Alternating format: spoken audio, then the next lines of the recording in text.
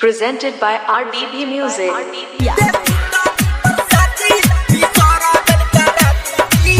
मैया सरस्वती जी के मूर्ति बनाइल, गहुने के साउंड जनरेटर बाबा नाइल, गहुने के साउंड जनरेटर बाबा नाइल। मैया सरस्वती जी के मूर्ति बनाइल, गहुने के साउंड जनरेटर बाबा नाइल।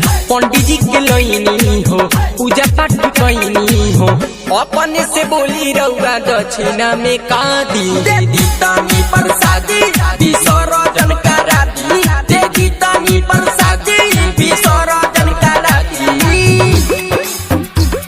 विसर्जन करा दी। DJ Mukesh Chakiya, DJ Birinder Sharma, DJ Birinder Sharma, DJ Birinder Sharma.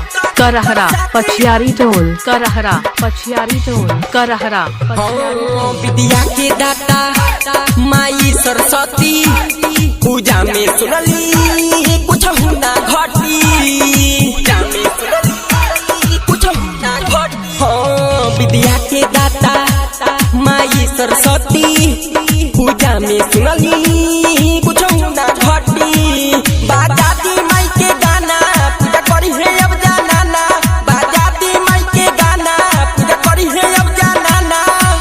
हंसवा के बगल में अगरबत्ती जरा दी, देती तानी प्रसादी विसर्जन करा दी, देती तानी प्रसादी विसर्जन करा दी,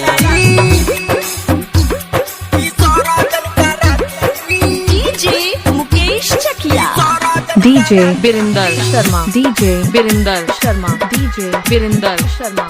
करहरा पछियारी टोल, करहरा पछियारी टोल, करहरा पछियारी टोल। टाइगर सुजीत के बाजता गीत सुनी के नची है बबुआ जमीत के नची है बबुआ जमीत। हाँ, टाइगर सुजीत के बाजता गीत सुनी के नची है बबुआ जमीत। राइटारा विकास लगाइले बायात, राइटारा विकास लगाइले बायात।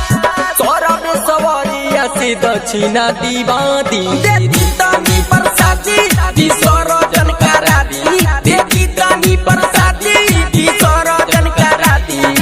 धमाका रिकॉर्डिंग स्टूडियो, करहरा।